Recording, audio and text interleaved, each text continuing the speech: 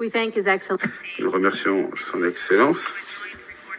Et nous passons un message commun enregistré de Madame Caroline Régal, Monsieur Cédric Rio, professeur d'université et chercheur à l'Université de Toulon, fondateur du premier diplôme universitaire en France sur le droit animal, l'intégration du droit des personnes vivantes dans la jurisprudence de la Terre.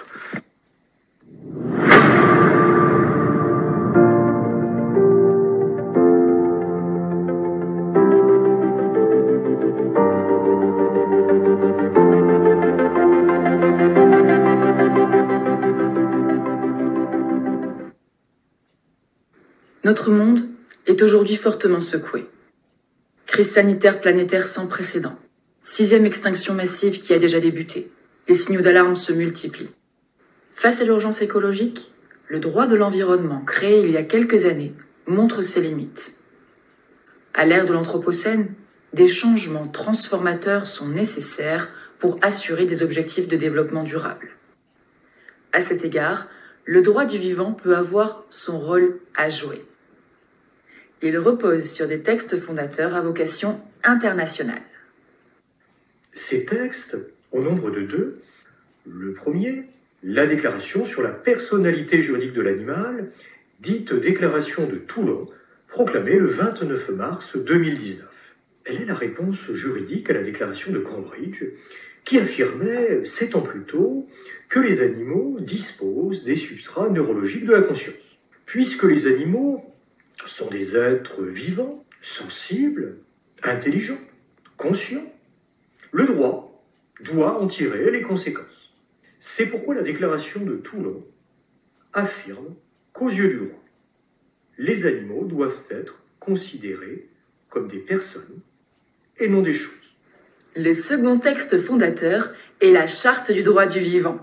Proclamée le 26 mai 2021 en partenariat avec le programme Harmonie avec la nature des Nations Unies, elle invite à intégrer toutes les avancées non anthropocentrées afin d'impulser des dynamiques juridiques propres à préserver l'avenir de la Terre-Mère et de ceux qu'elle accueille en son sein. À cet égard, une nouvelle représentation du vivant, issue de la phylogénétique, doit aujourd'hui emporter l'adhésion. C'est celle du buisson de la vie.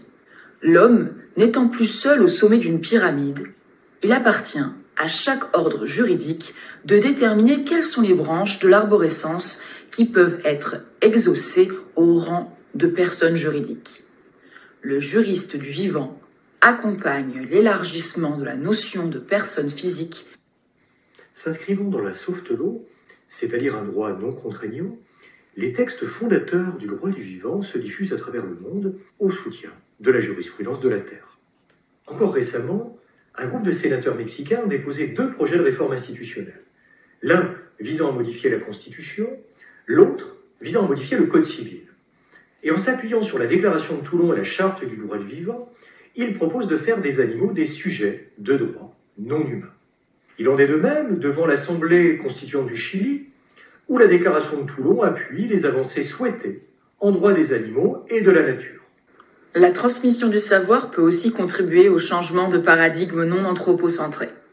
Aussi, le diplôme universitaire français en droit des animaux de Toulon vient d'enrichir son offre d'enseignement d'une matière inédite portant sur le droit du vivant et la jurisprudence de la Terre.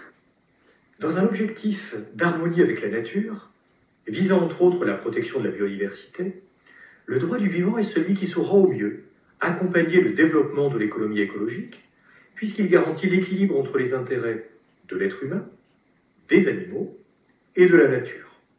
Nous vous remercions pour votre attention.